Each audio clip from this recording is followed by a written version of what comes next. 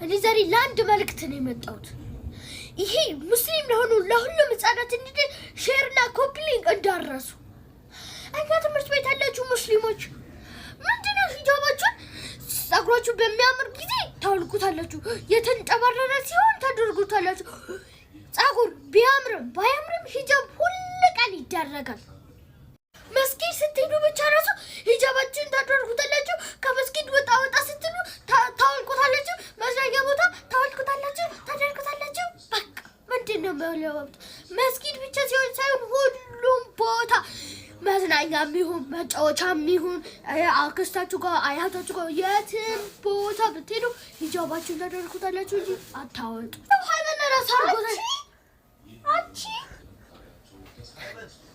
አሁን ስቀልዳችሁ ነው፣ ግን ሂጃባችሁ መቼም እንዳታውልቁት።